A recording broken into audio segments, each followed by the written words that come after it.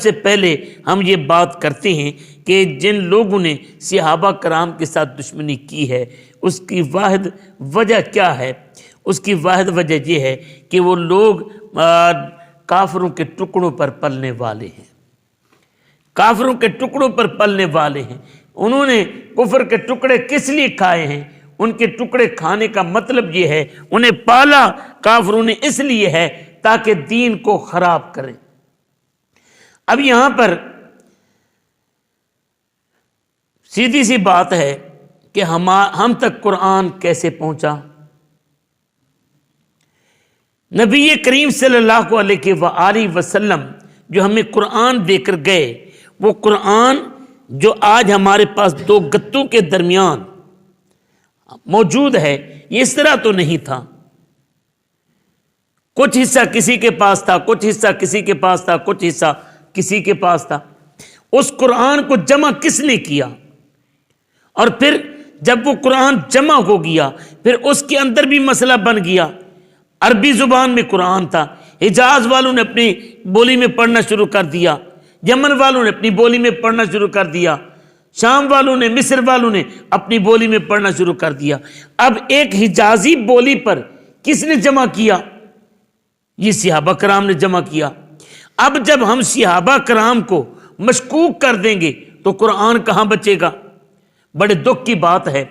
میں پاکستان کے اداروں سے یہ کہنا چاہتا ہوں کہ ایک گھنونی سازش صحابہ کرام کے تقدس اور ناموس کے اوپر حملے کرنے میں ہو رہی ہے، اور ابھی 2-3 دن پہلے پھر کراچی میں جناب سیدنا صدیق اکبر رضی اللہ تعالی عنہ کے ناموس اور ان کے تقدس کے اوپر ایک مردود نے حملہ کیا ہے۔ پاکستان کے اداروں کو چاہیے کہ بغیر کسی وہ خوف لومۃ لائم کے وہ اپنی کارروائی کریں اور ان گستاخوں کو، ان لعنتیوں کو گرفتار کریں اور قانونی جو عملداری ہے اس کو عمل میں لائیں، ورنہ ملک کے حالات خراب ہو جائیں گے۔ یہ محض مغرب کی سازش ہے، یہ یہود کے ایجنٹ ہیں جو صدیق اکبر رضی اللہ تعالی عنہ کے اوپر بھونکتے ہیں۔ دیکھیں صدیق اکبر کا مقام تو دور کی بات ہے، انہوں نے میرے پاک نبی صلی اللہ علیہ وسلم کی عظمت و ناموس کے اوپر پہرا کس طرح دیا ہوگا؟ ہم تو اولیاء کرام کی بھی تعظیم کرتے ہیں اور اولیاء کرام کے حوالے سے بھی یہ سمجھتے ہیں کہ یہ اولیاء کرام اللہ کے نبی کے دین کے رکھوالے ہیں۔ اگر ہم اولیاء پر حملہ کریں، ہم بابا فرید کی زبان ذات کے اوپر معاذ اللہ زبان درازی کریں، دین نہیں بچے گا۔ کیونکہ یہاں پر ہندوستان میں اگر دین آیا تو صوفیاء کرام اولیاء اعظام کی وجہ سے آیا۔ اب اولیاء اعظام کو جب تم برا کہو گے تو جو دین لانے والا ہے اگر وہ برا ہوگا تو دین اچھا کب ہو سکتا ہے؟ جب قرآن اکٹھا کرنے والے وہ غلط ہوں گے تو قرآن کب درست ہو سکتا ہے؟ جب حدیث بیان کرنے والوں کو جھوٹا ثابت کر دیا جائے گا تو حدیث کب سچی ہو جائے گی؟ تو اس لیے ضروری ہے کہ مقدسات دین، مسلمات اسلام کے اوپر جو حملہ کرنے والے ہیں ان کے اوپر ایک سخت قسم کی پابندی لگائی جائے اور اس گلشن ناموس رسالت سے ان الووں کو نکالا جائے جو یہاں پر بیٹھ کر اپنی بھانت بھانت کی بولی بول رہے ہیں۔ ہم تو اس طرح اولیاء کرام کی تعریفیں بیان کرتے ہیں کہ مولوی طیب صاحب دیوبند کے ایک بہت بڑے عالم گزرے ہیں، انہوں نے ایک بڑا دلچسپ سا واقعہ لکھا۔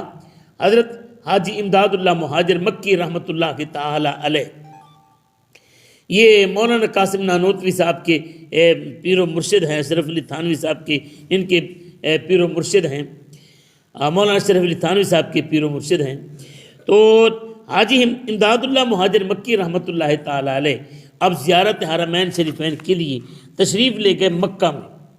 اب جب مکہ میں گئے نا تو وہاں پر آپ کے پاس ایک بندہ آیا اور کہنے لگا، حضرت میں نے قرآن مقدس میں پڑھا، میں نے حدیث پاک میں پڑھا کہ حضور صلی اللہ علیہ وآلہ وسلم معراج پر گئے، لیکن میرا ذہن عجیب سے مخمسے کا شکار ہے، وسوسے کا شکار ہے، سمجھ نہیں آ رہی کہ حضور صلی اللہ علیہ وآلہ وسلم ایک پل میں یہاں سے فلسطین کیسے پہنچے اور فلسطین سے پھر وہ پہلے آسمان، دوسرے آسمان اور ساتوں آسمانوں کو عبور کر کے میرے پاک نبی نے ایک پل میں جنت بھی دیکھ لی، ایک پل میں دوزخ بھی دیکھ لی، رب سے ملاقات بھی کر لی، سارے انبیاء کی امامت بھی کر لی، آسمانوں پر ملاقاتیں بھی کر لی، 50 سے 5 نمازیں بھی کروا لی۔ یہ ایک پل میں کیسے ممکن ہو گیا؟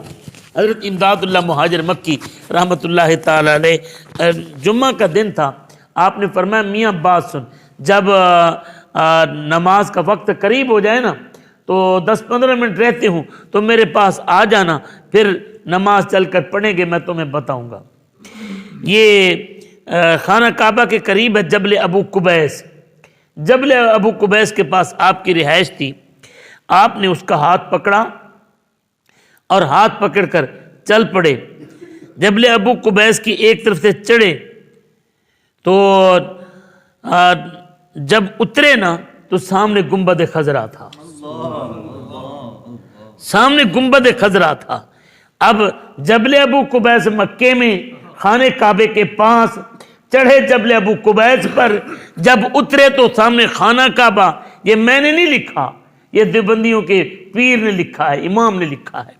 جب اترے تو سامنے روضہ رسول تھا۔ اب روضہ رسول میں مسجد نبوی میں جا کر انہوں نے نماز پڑھی۔ مسجد نبوی میں جمعہ کی نماز پڑھنے کے بعد پھر وہاں سے چلے اور پھر کہنے لگے آؤ ذرا چلتے ہیں، مدینے کے پہاڑ پر چڑھے۔ جب مدینے کے پہاڑ پر چڑھے نا تو جب اترے تو سامنے خانہ کعبہ تھا۔ 500 میل کا فاصلہ ہے مکے سے مدینے کا، مکے سے مدینے کا۔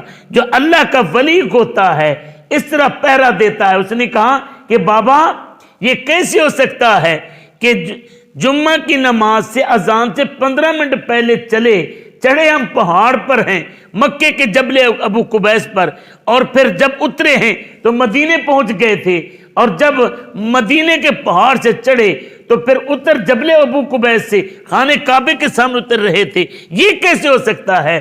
اور حضرت امداد اللہ مہاجر مکی رحمۃ اللہ تعالی علیہ آپ نے فرمایا یہی تجھے بتانا چاہتا تھا کہ یہ شان خدمت گاروں کی، سردار کا عالم کیا ہوگا۔ اگر حضور کے نوکروں کو اللہ نے اتنا مقام دیا ہے تو حضور کے لیے یہاں سے فلسطین جانا، فلسطین سے پھر آسمانوں پر جانا، اور پھر پل بھر میں جنت دوزخ کی سیر کرنا، اگر یہ ہمارے لیے ممکن ہے یہاں سے مدینے جانا تو حضور کے لیے لامقام پر جانا بھی محال نہیں ہے۔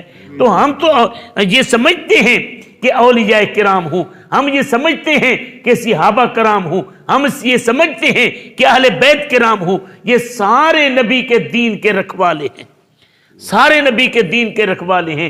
اس لیے ہم نے یہاں پر کرنا یہ ہے کہ اولیاء کرام کے ناموس پر بھی پہرا دینا ہے، ہم نے صحابہ کرام کی عزت کی بھی رکھوالی کرنی ہے، ہم نے اہل بیت کے ساتھ بھی محبت کا پرچار کرنا ہے۔ ہم یہ ماننے اہل سنت جو ہیں یہ سبھی کے ماننے والے ہیں الحمدللہ۔ اہل سنت کا ہے بیڑا پار کہ اصحاب حضور نجم ہیں اور ناؤ ہے عطرت رسول اللہ کی۔ ہم یہ سمجھتے ہیں کہ صحابہ کرام کے بغیر بھی کوئی چارہ نہیں، اہل بیت کے بغیر بھی کوئی چارہ نہیں، اس لیے ضروری ہے کہ صحابہ کرام کے ناموس پر بھی پہرا دیا جائے، اور جتنے لوگ صحابہ کرام کے ناموس پر حملہ کرتے ہیں ان کی زبانوں کو لگام دی جائے، ورنہ ملک کا امن خراب ہو جائے گا۔ اللہ پاک ہمیں سمجھنے اور عمل کرنے کی توفیق عطا